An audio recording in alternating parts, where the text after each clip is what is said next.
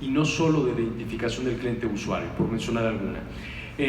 Un tema, doctor, que los notarios hemos tenido muchas dudas y pues no nos ponemos bien de acuerdo, es el tema del uso del efectivo, la restricción al uso del efectivo, porque siempre hemos considerado, saliéndonos un poquito del marco normativo, a veces, y voy a hablar en primera persona, a veces hemos considerado que no sé si fuera más útil para la autoridad a veces tener avisos oportunos y bien elaborados de operaciones donde se empleó el efectivo, o si de plano es más útil, usted tiene ahí mucho más claro como autoridad, válgame el término, el termómetro y la estadística, o de plano prohibir el uso del efectivo cuando se rebasen ciertos umbrales.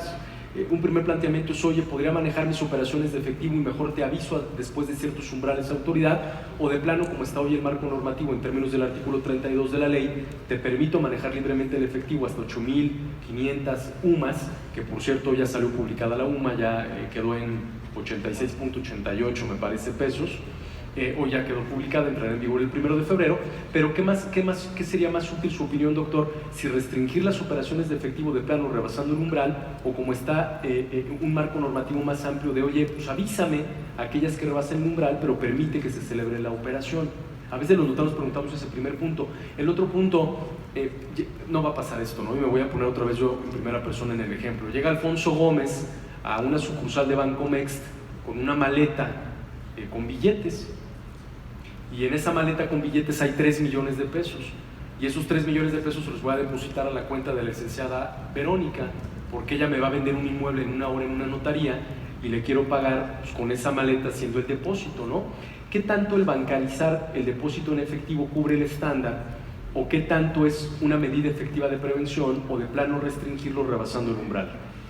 Sí, yo creo que el tema es también un poco ver cómo están los antecedentes en cuanto a las obligaciones de prevención.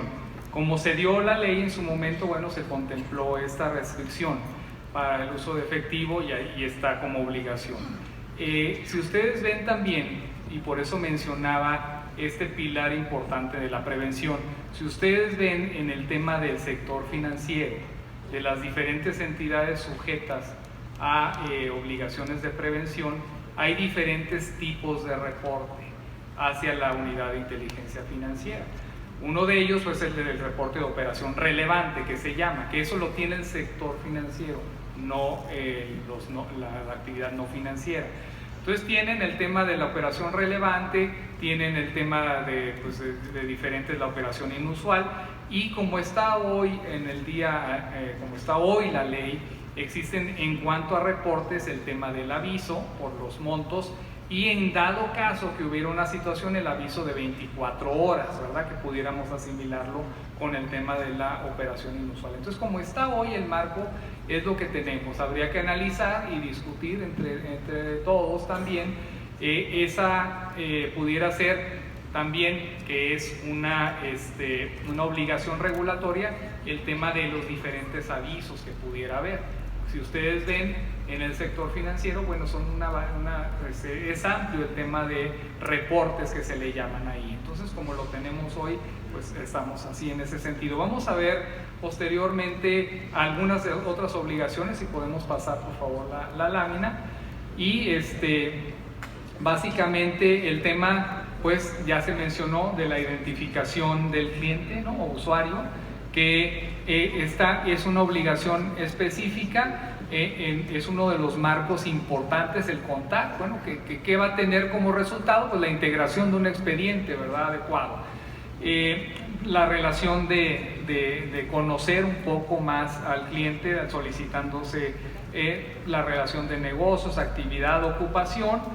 Este tema importante que es el dueño o beneficiario final, que hay, fíjense ustedes, diferentes guías ya por parte también del Grupo de Acción Financiera Internacional para entender y cómo dar con el beneficiario final, por lo menos desde un plano preventivo, hasta dónde debo llegar en el tema de conocer quién es el beneficiario final, quién está atrás de esta operación.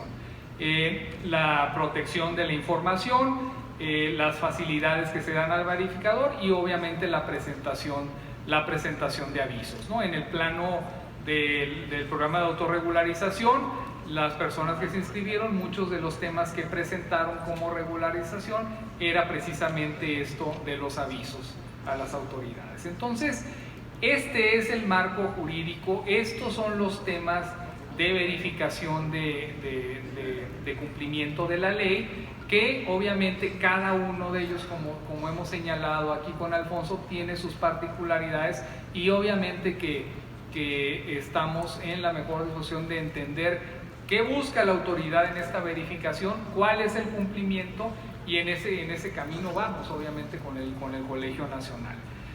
Y ahora vamos a pasar precisamente de forma breve a este tema de la guía, ¿no? Que creo que puede ser una herramienta importante en el día a día de sus actividades, esta guía de enfoque de base en riesgo para profesionales legales, que se le llama, ¿no? Incluidos en esta guía, como se menciona, a los notarios.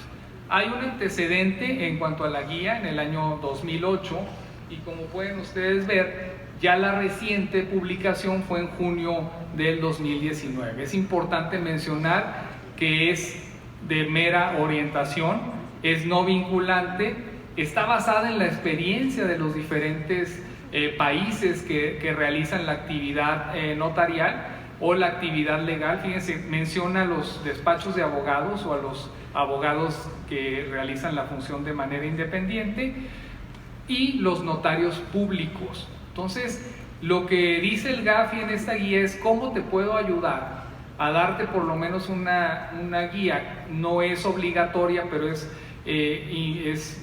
una importante herramienta que puedes utilizar para tener un enfoque con base del riesgo en tu operación o en tu actividad notarial, ¿no? La siguiente, por favor.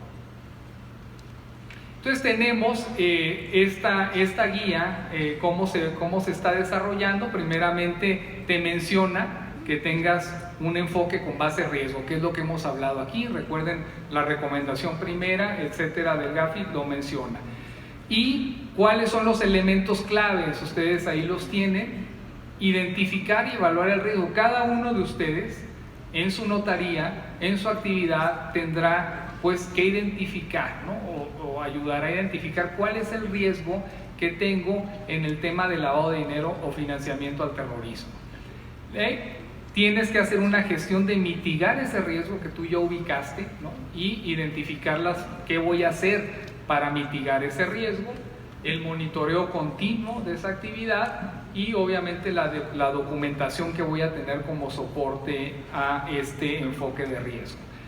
También obviamente hay que identificar y evaluar ese riesgo y pues obviamente, que eso es lo que voy a mencionar finalmente, cuáles pueden ser las tres categorías que de acuerdo con esta guía del Grupo de Acción Financiera Internacional se tiene en cuanto a riesgo geográfico, riesgo del cliente en sí que representa y riesgo de la transacción que va a pedir que le realices como notario público o como abogado. Entonces, entrando en ese plano de estos tres riesgos, y quien podemos cambiar por favor estos tres riesgos importantes que te menciona la guía y que creo que les puede ser de utilidad. Repito, no es un tema que esté ahorita en la regulación, no es un tema que esté como una obligación de la ley, pero es una guía importante para que les puede servir a ustedes para implementar un enfoque de riesgo. Tienen, y menciona el GAFI, estos tres, que es el riesgo geográfico, ver el domicilio del cliente, la ubicación de la transacción, la fuente de la riqueza, que eso es importante en una política de conocimiento del cliente, es conocer la fuente de los recursos, la fuente de la riqueza, para ver si la propia actividad que está realizando pues coincide o no con lo que nos está mencionando, ¿verdad? Que tenga ese alcance para realizar, y de ahí, Alfonso, la importancia del perfil transaccional. En sí, el riesgo del cliente, el tema, según también, si ustedes ven las disposiciones hoy aplicables al sector financiero, tienen ustedes el riesgo se catalogan como de alto riesgo las personas políticamente expuestas.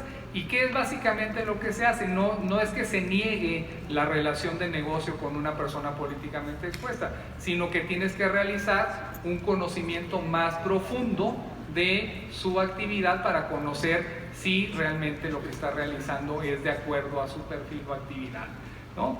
Países de riesgo, servicios, fíjense aquí lo que mencionábamos Alfonso y yo, el tema de activos virtuales, ¿no? Liquidación de operaciones con activos virtuales, menciona la guía a casinos, distribución de metales preciosos, organizaciones sin fines de lucro. Y finalmente, el riesgo propiamente de la transacción. Entonces, si ustedes aterrizan estos tres tipos de riesgos a su actividad notarial, creo que pudieran desarrollar una matriz o un enfoque de riesgo en el día a día de la actividad en sí, ¿no? Entonces, la transacción, por ejemplo, aquí dice si dependen en gran medida de nuevas tecnologías, la propia operación, transferencia de bienes raíces, que creo que ustedes lo pueden, está en su actividad diaria, ¿no? O activos de alto valor entre partes, medios de pago inusuales, ¿no? Metales preciosos, piedras preciosas, etcétera, y finalmente adquisición de negocios en liquidación. Es un pequeño resumen de la guía es obviamente mucho más extensa, pero la idea es que ustedes la conozcan, la consulten en detenimiento y bueno, pues tengan una herramienta importante para un enfoque de riesgo. Que además, doctor, esto viene a ser verdaderamente relevante para los notarios porque, y le agradecemos que nos proporcione esta guía o estos lineamientos de la guía, porque dentro de la propuesta de reforma legislativa, no me dejará mentir, varias de las obligaciones que se van a incorporar, mañana se estará platicando abiertamente en este foro, varias de las obligaciones que se incorporan o se adhieren o se adicionan a los notarios tienen que ver con enfoques basados en riesgos y tener guías o lineamientos precisamente basados en riesgos. Usted lo precisa bien, hoy el marco normativo, lo que es el derecho positivo, la ley en sentido formal y material, no nos impone la obligación tan clara de tener esta guía de un enfoque basado en riesgos, con todos los criterios de riesgos. La nueva propuesta pareciera que tampoco lo hace abiertamente, pero sí habla ya de un enfoque basado en riesgos, habla de la evaluación nacional de riesgos y que en base a eso los fedatarios tendremos que hacer las adecuaciones intrínsecas dentro de nuestras notarías, ¿no? Perfecto, y bueno, ya finalmente, la siguiente, como les mencioné, quisiera dejarles ahí los datos, los contactos que pueden tener con la Administración Central de Actividades Vulnerables y obviamente a través del Colegio Nacional, cualquier duda, cualquier situación que pudieran tener ustedes en esta materia, estamos abiertos y en la mejor disposición de poder intercambiar ideas con ustedes. También obviamente la apertura con la unidad de inteligencia financiera con la que tenemos un contacto muy importante y bueno, finalmente pues agradecerles su tiempo y su atención a esta conversación y pues nos reiteramos a sus órdenes siempre. Muchas gracias.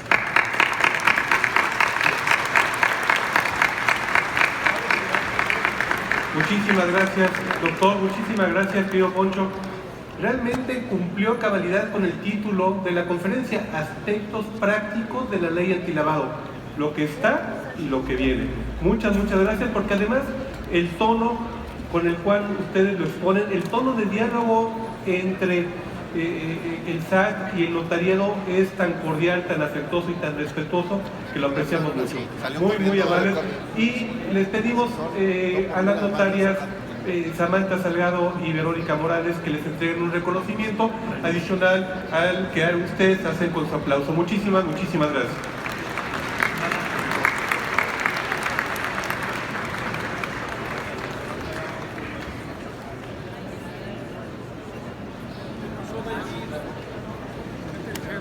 Ya están otros cuantos, déjenme.